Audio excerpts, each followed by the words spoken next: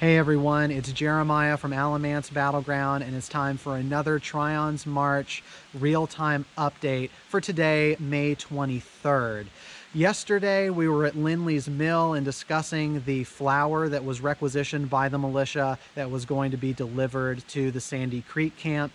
And I'm going to continue talking about that today because when the Cumberland and Wake detachments arrive back at the Sandy Creek camp, they have not just the 6 wagon loads of flour that Governor Tryon originally requisitioned, they actually have 9 wagon loads. And the additional 3 loads come from this site that I'm standing at right now, from Simon Dixon's mill. Dixon's mill supplies the remaining 3 wagon loads, so that means that those 9 wagon loads altogether, according to the orderly book, tally about 70 barrels of flour that are going to be used by the militia. Now, why is it that Dixon's Mill is also providing flour? We actually have an answer for that from the campaign journal.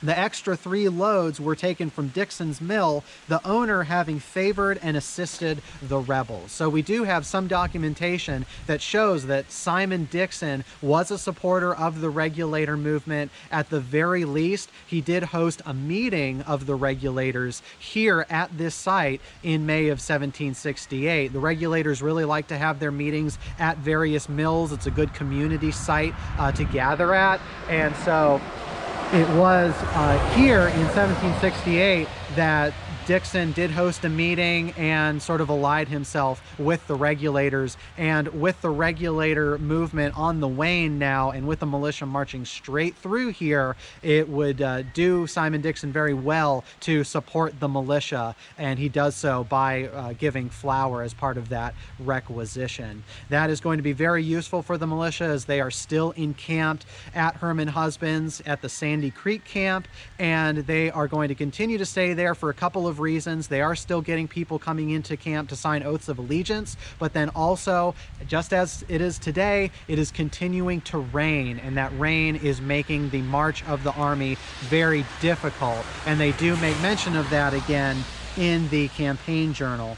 Quote, "The weather continuing very rainy and the rivers and watercourses so much swelled, the army was obliged to halt." And so because those fords and river crossings are too swollen, it's going to be too difficult to get the army across. They're going to stay in place for a little while longer. But still, the orderly book does state that even though the army halts tomorrow, the whole is, quote, "to be ready to march off on the first notice if occasion requires." So there is still the thought that they will need to continue marching if there is an emergency, but hopefully they won't have to because of the difficulty in crossing some of these rivers, creeks, and streams.